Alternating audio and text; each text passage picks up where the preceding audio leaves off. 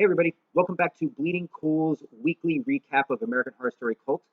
This afternoon we're going to be taking a look at the fourth episode, 11-9, which gives us some flashback and also gives us some answers on how we got to where we are at this point, going into episode 5.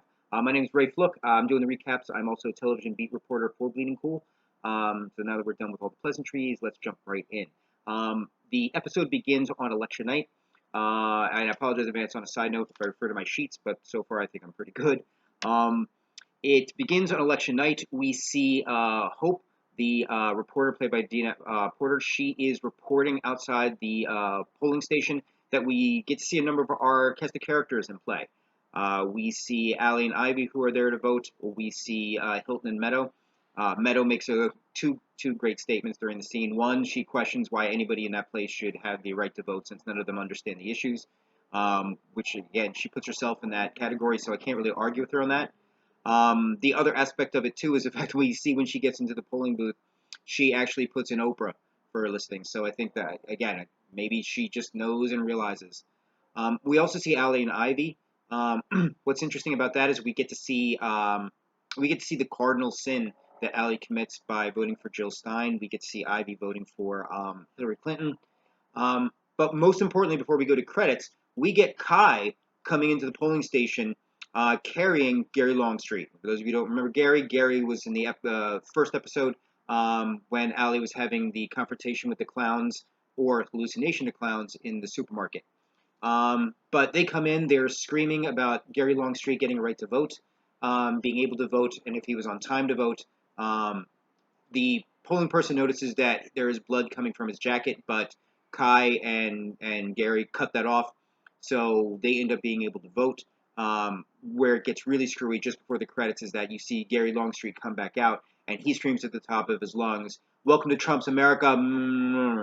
I hope you can understand what I'm saying, because I don't know if I'm supposed to curse or not during Bleeding Cool recaps, so I'm trying to avoid Mark coming down on me, because Mark's cool, and I really don't want that. So I think you can just apply the MFers. But yeah, but the really shocking part is the fact we see where the blood comes from. Blood's coming from where, well, put it this way, Gary used to have two hands. Gary's a little lighter now. So we clearly see that there's going to be some backstory between Kai and Gary moving forward. And that's just got us up to the credit sequence, just to put it in perspective. What we also get when we come back from commercials, we start to get some flashbacks regarding Kai and Hilton. We see that Kai and Hilton got to know each other through the gym that Hilton was working at. Kai had requested Hilton specifically, and we see already from the very beginning how Kai starts to use his practices and his methods to be able to indoctrinate Hilton into his cause by basically empowering Hilton, but also playing upon just the mountains and mountains of disrespect that Hilton has had to deal with, both in his entire life, but specifically in this workplace. I learned what the expression "clean up in aisle 4" means, which is really, really disturbing. I'm going to try and put this in the nicest way possible. When guys get a little too happy and excited in the shower stall, they take care of themselves, and apparently they don't clean up the bottom of the shower. So clean up in aisle 4 is the poor soul who has to do that cleaning. And Hilton keeps getting it from his D-bag supervisor, Vinny, Vinny basically doing it to essentially punish Hilton for being gay. So we see that Vinny's kind of set himself up for a little something. Kai sees the disrespect going on, and he plays upon Hilton's anger and fear and just sense of helplessness, telling him that he's powerful and he doesn't need to deal with this, and he could be doing so much more. It's very intoxicating. It's very inviting for somebody who's looking for an answer of some type. Kai makes a very, very interesting comment in regards to what his long-term fitness plan is: world domination. That's a pretty bold workout plan. We see there's a point after the initial exchange where we see Hilton has returned home to Meadow, and that's where we start to see just how screwed up the personal life aspect of Hilton has become. Because Hilton finds out now from Meadow that they're being evicted. Meadow hasn't been keeping up to speed on what's been going on with the monies. Hilton just thought she's been paying the rent, and now they're literally finding themselves within like hours of being evicted. And Hilton's just losing it. Meadow, on the other hand, just lives in a bubble of just, I want to live in a bubble with Hilton and we're happy and everything's good. She even says, and I want to get the quote right, all I need is you and a decent cable package. A great line, but it speaks volumes for just how little Meadow thinks of herself and how little Meadow thinks she deserves. Again, making her right for somebody like Kai. Nowhere is a great place to be. That's a line from Kai because at this point, Hilton, when he goes back to the gym and he meets with Kai, he just tells Kai everything. And right there, as the viewer, we know, okay, Kai's got him hooked. Hilton is just basically giving up personal information about himself to this guy he's just met. So we know that Kai's going to have him hook, line, and sinker. And just to drive it home, Kai hits him with a bunch of lines that, again, are going to be the kind of things that Hilton's going to want to hear. You have to live your life the way it was meant to be. I am you, and if I say you're great, you're great. Take my power in both your hands and take your life back. And he does. His version of taking his life back is while Vinny's working out, he sprays cleaner in Vinny's eyes, blinding him. The bar starts to fall onto Vinny, and Vinny's angry and cursing and desperate, and the job just gets finished in the sense that Hilton just kind of crushes his throat with the bar. Again, that's not something we would have expected Hilton to do, but Kai essentially just brought out what was already in Hilton. Again, fear, anger, and desperation. Three major components Kai's been preaching about all along that will get people to come over to any belief or any system that you put in front of them. And we think Kai's doing that because if you look at all the different backgrounds and the people he's getting to come to his cause, there's not a lot of commonality there. The only commonality there is Kai at this point. We see that it's interesting. We learn that, well, go back for a second. The barbell didn't completely do the job. And we learn that at this point, Hilton is kind of sold over to the Kai belief system and just kind of settles the matter with the dumbbell, so Vinny will not be breathing anytime soon. Where it gets very interesting is we learn that Kai essentially has been watching Hilton for a while now. So this is nothing new to him. He knew about his background. He knew what was going on.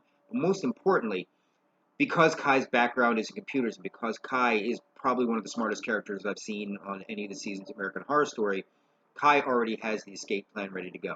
He knows how to set messages to offer alibis, knows how to get access and destroy security camera footage, and shows himself to be a dedicated cult leader to one of his followers, even though the discussion of cult or anything like that hasn't happened.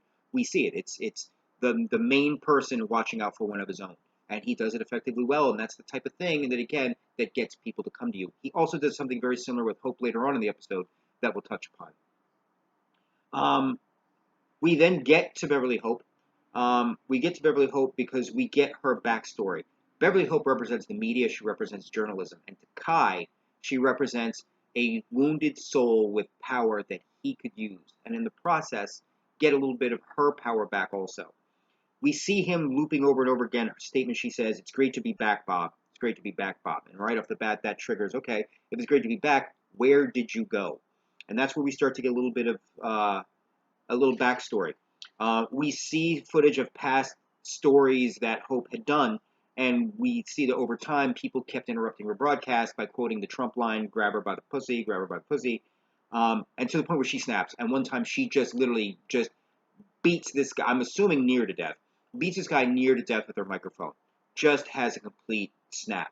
So that right there is tragic enough. The fact that Serena, Emma Roberts' character, is the one who, did the report on her going into a mental institution and leaving the network.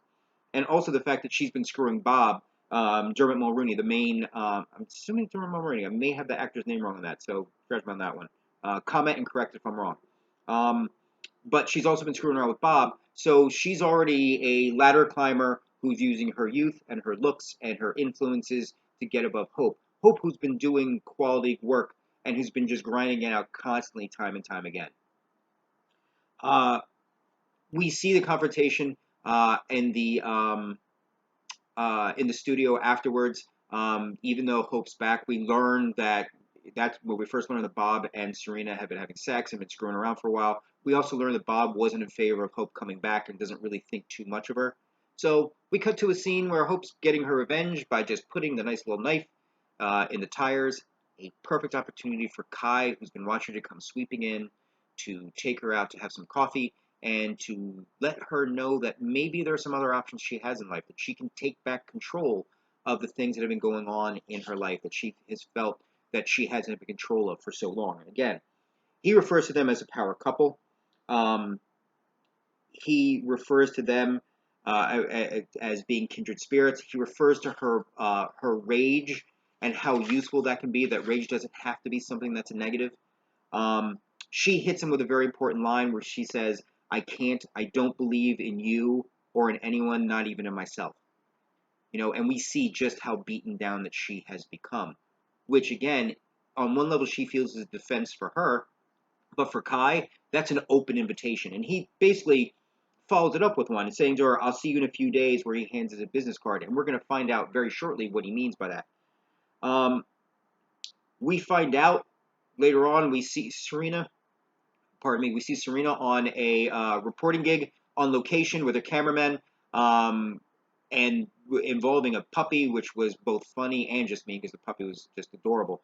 But what we do see is that we see that the clowns have showed up. The clowns we've seen in the past, the three-faced clowns. It's disturbing because the cameramen, just like us, we see them coming from a distance. So they keep cutting to Serena, and we still keep seeing them get closer. And then they just wholesale slaughter her and the cameraman. Just wholesale, straight out slaughters them.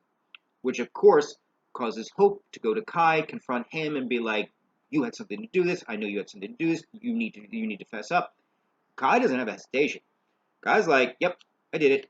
Absolutely did it. And I would do it again because I wanted to prove that you were worth something, that you were worthy of this, that you weren't deserving of the things that have been given to you, and that I represent somebody you can believe in so that you can start believing in yourself. That's all Hope needed to see, that somebody in her eyes did something for her, and she is full on committed at this point. We see later on that she's reporting on an instance of earlier in the episode, she reported on a headless body in a landfill. We see at the end that she is reporting that the headless body actually has a head and that it was Vinny. So we see everything starting to come full circle, Vinny from the gym. But what's interesting is that we also see Hope now is peppering her broadcasts by playing upon the fear and the anger aspects, especially playing upon the fear and anger aspects that are happening over the immigration issue and a lot of the racial issues that are taking place from what happened both with Kai setting up that beatdown and also with Ali accidentally shooting Pedro. So again, all of these little combination of things are really starting to come together. The last part of this is that we see Ivy, of all people. And you're probably thinking, Ivy, oh, wow, okay, we're going to see. But we're starting to see what Ivy's connection was. And this is where I take credit for being right. I was wrong before because I don't think there are two cults. I think I'm painfully wrong. I think there's only one. I think they're functioning just under many layers. But I got to say that with this, I was right because we find out later on that Ivy was one of the people in the trailer that was under the masks, and you'll find out what that's about in a couple minutes.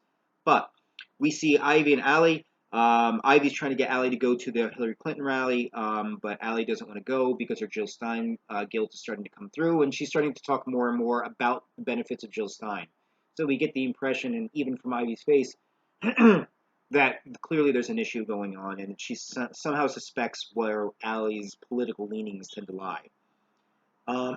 When she's outside, what we do see is that the first connection with Kai on some level, even before it's technically happened, is we see that Ivy gets into confrontation with Longstreet, who is on the picket line protesting, and that's where we see, of all things, Winter. So we see that Winter and Ivy have had a connection and interaction before what we've seen in the first episode, and to this extent, it's going to be even particularly interesting. We see that Winter and Ivy meet, they talk. Winter is really playing into Ivy's belief system about how important the issues are and how just angering they make Ivy. Ivy angry to the point where Winter makes it a point of bringing it up to her when they're having coffee, like, hey, there are things we can do. You don't need to just let this anger kind of build up in you. You can take actions and you can take ownership. sounding very familiar to somebody else, right? Um, Next thing we know, we cut to Gary. He's in his store and he's getting ready to lock up. Winter's in the aisle. They start talking. Ivy comes up from behind with a taser, and all of a sudden now the being angered at Gary has turned into, we're putting on ski masks, we're going to lock you in the basement of a house, we're going to tie you up, and we're going to make sure that you don't get a chance to vote, and maybe we'll tell the authorities 24 hours to come let you loose. But their ultimate thing is that they have Gary like just locked in down in the basement to keep him from voting, and Gary is freaking out. Gary's just freaking the F out well before they even leave, but even more so after. We then find out afterwards that Winter goes to Kai. Winter's got a little blood on her face. Kai asks what's going on and then demands that she tell him everything. So we end the sequence with getting an answer as to why Gary was missing a hand and why he was bleeding and why he was interacting with Kai in the first place. Kai goes to the place where Gary has been locked up and does a saw reenactment, essentially. Gives Gary a handsaw and tells him, like, look, you've been humiliated. You've been degraded. You've been thought of as lesser because of the things you believe and the things you like, and it's been done by these people who now are trying to keep you away from voting. So he's really, again, doing for him what he did for Hilton and what he did for Hope. Inspiring and angering and causing the fear to get Gary to take some type of action. And take action he does. Because Gary then realizes that the handsaw is not about cutting through any of the chains or ropes or anything like that. Like in the movie, the saw is meant to cut through his hand to show his level of commitment. And Gary is committed. Gary's committed to not only his political cause, but Gary is also committed to the man who is saving him. I think that might be the reason why, what I found to be a very interesting thing, that Gary checks with him and with Kai and like, you really want to watch me do this? And Kai just seems fascinated and is watching and is like, yeah, do you mind, essentially? Is that okay? Not surprising from Kai because, again, in his position, there's still this disbelief that comes with, wow, I got this guy to do this. And if he's going to do this to himself, imagine what I can get him to do to others if I get him believing in himself and believing in my cause. So that's where we stand. We're going to be going in tonight's episode, fifth episode of the season. We're going to be doing a live blog at 10 p.m. tonight, Eastern Standard Time on FX. So we'll be back here for American Horror Story Cult. The fifth episode of the season is called Holes, which I'm expecting is going to be particularly creepy, considering that represents one of Allie's many, many phobias. But thank you for joining me on this recap. Hope it gave you a little background and insight into certain things. And I will see you guys tonight on the live blog. Take care.